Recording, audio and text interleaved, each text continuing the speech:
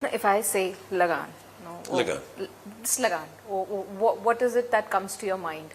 What is it that stayed with you? 25 years of an incredible experience with incredible people that changed my life. Like professionally also? Oh, 100%, yeah. Because In what I ways? had no intention to go to Los Angeles and work in America or anything like that, but because Lagaan was there for the Oscars, I found myself there and picked up the phone and got some appointments, and then I ended up doing all the American television that I did out there with some films, but mainly all that American television I did. And like which shows did you end up... well, the longest show I did was over a period of 8 years was a show called Arrow, where I played Detective Lance. So that was, you know, there was one job for 6 solid years. Then I did another show for a year. Then I came back and did a little bit more on the end of Arrow. So, you know, then other shows I did for a year or 2 years, 2 years, a year, you know. So, yes, I'm incredibly fortunate to have landed in that moment in America, the television they were doing then. But that was all a result of being there because of Lagaan, 100%. I would never have gone to LA otherwise. I was quite happy in London. Yeah. So what about the Oscars? I mean, were you part of that? You know, when they were like going and meeting people and asking them to watch the movie? Yeah, I was in San Francisco at that time, and Aamir called me and he said, Lagaan's become India's entry for the Oscars. Do you want to come and join us? We're going to get the Academy members to watch this film. I was like, yeah, sure. And then we all sat in this hotel room in Hollywood, and he said, do you know anybody here? And I went, I don't know anybody. I thought you knew somebody. He goes, okay, no, we'll figure it out. And then he worked his magic, and we got the Academy members there. But yeah, we had all those screenings, and just, you know, schmoozing and just being on all the film studios and having these amazing screenings. And then you get that phone call in February saying it's been nominated, and you go, oh, that worked. Oh, that's good. Well done, Aamir. Speaking of Aamir, you both are at loggerheads in the movie. But tell me, off screen, what was the equation like between? We're good friends. We've been good friends for this whole... Right from day one? We got on. I mean, you know, he didn't chuck me out the room. You know, he gave me another cup of tea. No, we've been friends throughout that. But look, the thing with acting is that I remember times when you go to work to act, and you think you've got to be friends with everybody, and like, you know, everybody likes me and this and that, and that's okay. It's not that. You're turning up to work, you know, and you do what you need to do to achieve what you're there to achieve, which is be on time, get on the marks, get the lines out, go home. And you can have good working relationships with people. So while you're working with people, and that's the first time you're spending with them, that's what it's about. And that's very much what it was about with Aamir and everybody. And then as the years go by, you're still texting, you're still hanging out, oh, you're going to come over, or like, oh, I'll see you in London, I'll see you in LA, you know, then friendships are born out of that, and other people as well. And that's just, you know, a beautiful, organic thing. And Aamir is so incredibly generous and hospitable, and to invite me here for this event, for the celebration, I mean, I feel very fortunate. So he's a special man. Paul, tell me, Captain Russell is remembered as one of the not so good characters, British characters in Indian cinema. I thought he was misunderstood. Okay. But tell me, what kind of conversations you had with Ashutosh to make him this arrogant, ruthless person? I can't recall specific conversations, but we had conversations, and I was talking about it with Ashutosh the other day, and you know, we developed, as an actor, from my point of view, I do a lot of homework. For all those months I was doing Hindi, I was creating the character as well, and I like to turn up on set as prepared as I can be, but I want to hear what the director's going to say. I want to hear what the producer, I want to hear everybody's ideas, and then we can sort of, you know, keep remolding the character. And we did that throughout the film, you know, throughout the whole process. Just sitting down with Ashutosh and Aamir, just, you know, moulding out or fleshing out this character, you know. And you have to be careful. The thing with playing bad guys is that they don't know they're bad. They're fine in their mind. They're just doing what they need to do, or in ways that they could easily justify it. It's all born out of their psychology. So you can't be sort of self-aware, like, oh, I'm doing really bad things now. Just like, no, you're going to do this, and blah, blah, blah. And you're like, wow, what's he saying? You know. So that's his truth. But you can't be sort of self-conscious. You can't be consciously aware of, oh, this is a bad thing that this person's doing. So you have to find that truth within. Okay. You know, of course, this is a movie, but tell me, you know, when you first read the script, the entire script, you said it was a huge script. Yeah. Did you feel a little uncomfortable to play this colonial oppressor, given the history attached to it? In doing the research, obviously I was aware of the history between Britain and India and the East India Company and what it turned into and everything. But obviously I did more research.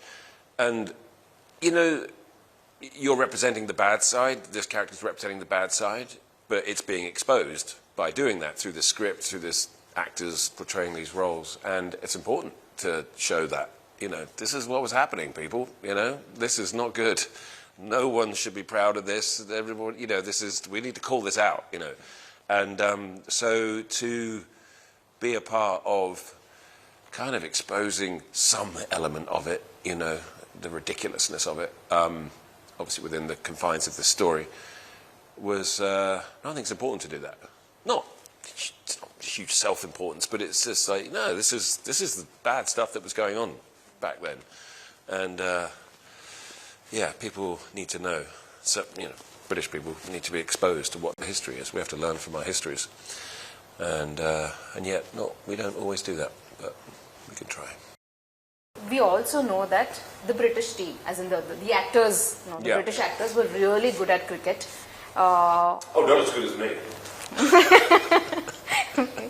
As compared to the Indian team, the actors who played the role of, I mean, the actors who played cricket in the movie, the Indian counterpart. Yeah. And at the end of the movie, I mean, after the pack-up and everything, the shoot was done, there was actually a match which was being played between the British team and the Indian team, and the British won. Yeah, I came across the scorecard for it the other day. I sent it to Aamir. Hang on. I will have it here somewhere. Do you know the scores? No, I don't. I don't know the scores. I will know the scores. Hang on. If you give me 2 seconds, I'm sure. Yeah. Oh, here it is. I found it. So. Like you actually took the revenge. Well, I don't know. Let's see. Roll the drums. So, India versus England, 26th of March 2000. It wasn't after during the shoot. Aamir took some wickets. He took the first 2 wickets. England, 161 for 161 for 4, England. India's response, Aamir Khan hit wicket 35, bowled Whitby Coles, that's Jamie. They got 134. We won. Yes, you won. I read about that. 27 runs. Not bad. There was a moment, though, at the beginning of the film, when we all got there, the beginning of production, I said, let's have a game of cricket. I said, Paul, you open. I was like, yeah, I'll open. Oh, I was bowled. First ball. He went, just stay, do it again. Next ball, bowled. And I was going, Well, did you practice much cricket? And I said, well, I was doing the Hindi, really. I was doing the horse riding, I was doing the character. I thought, let's practice a little cricket at lunchtime. Okay. Every day. Oh, wow. So, but then, tell us a bit about playing cricket on, for the scene. Or what was it like, and was that little frustrating given the fact that, you guys played really well, technically, but you had to lose the match because the story was such? Well, you got to just do the story, haven't you? But the other guys in the England team, they were cast. Well, Ben was cast actor, cricketer, but more actor. Ben Nealon.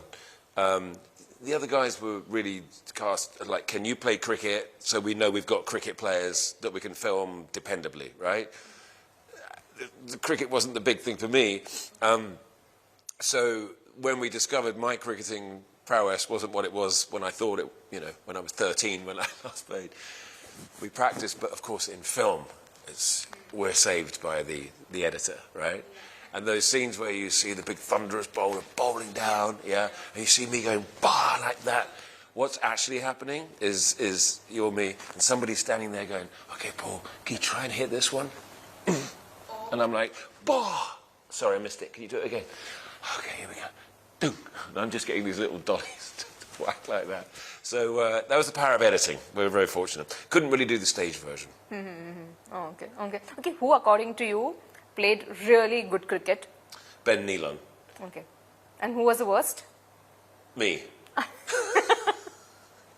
On the England team, for sure. Indian team? I don't remember anyone being worse. Aamir is very good at cricket. I don't remember a worst person. But I was the worst. I was probably the worst person in the whole team, to be honest. In the whole, you know, out of both teams. When you came here to shoot, was that your first visit to India? That was my first visit to India.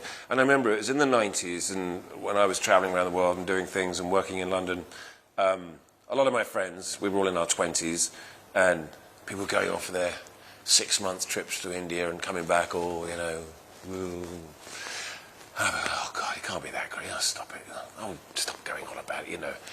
And then, like, oh, I'm going to India. Oh, I'm going to India for months. And then after we finished Lagaan, I had to have an Indian experience outside of just shooting, you know, a film. And so I went down south to Kerala and Tamil Nadu, and I shaved off all my Captain Russell, and yeah, I shaved it all off, and got my little backpack, and I just trundled around South India for about 5 weeks. I ended up in the Shivananda ashram for about 5 days, and then got the train back up into Mumbai as the monsoon was coming in, and had the most amazing time. Okay. But any specific reason, Paul, why did you choose to go to Tamil Nadu or the south of India? Because I've been in the Gujarati desert for 4 months, and I said, where is the green bit of India, please? I want rolling hills and green and trees and ocean. Right? There, yeah, go down there. Yeah, I was a little bit aware of it. Also Kerala, but I was also obsessed with going to the southernmost point. I kind of just had this thing, and I also spent some time in the Periyar National Park, because I wanted to see tigers and elephants and things. Slept in the jungle in the watchtower, and had I just had the most amazing experience.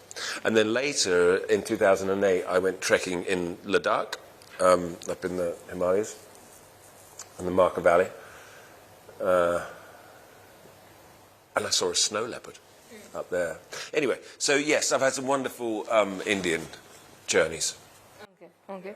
I remember also, like, you know, you held a photography exhibition which was called Bollywood Backpack. That's right. To support the Gujarat earthquake victims. That's right. Tell me what inspired you to do that initiative? We were living in Bhuj. And then I arrived in Bhuj myself on January the 26th, 2000, and that earthquake was January the 26th, 2001. We were there for 6 months.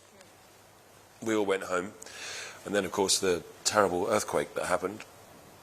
And I, with all those travels I was describing, I obviously took a lot of photographs, and I'd had an exhibition in London before, and I like to see if I can raise some money for something or other, and I wanted to, when I did my research on it, it seemed the British Red Cross were doing a lot of work to help the Gujarati earthquake victims. So that's who I had the exhibition for. And then, of course, there was the amazing thing when the film was premiered. You know, remember Aamir said the first people that are going to see it? First people, yeah, you're right. Oh, my God. It was... So we went back there, and Sajanan Towers that we lived in had gone. The whole town was, you know, decimated. And then the screening that we had in Bhuj, in this old movie theatre, kind of falling apart, people were hanging out the windows and this and that, God knows what. It was very emotional. It was pretty powerful. That's all, Aamir did all that, obviously.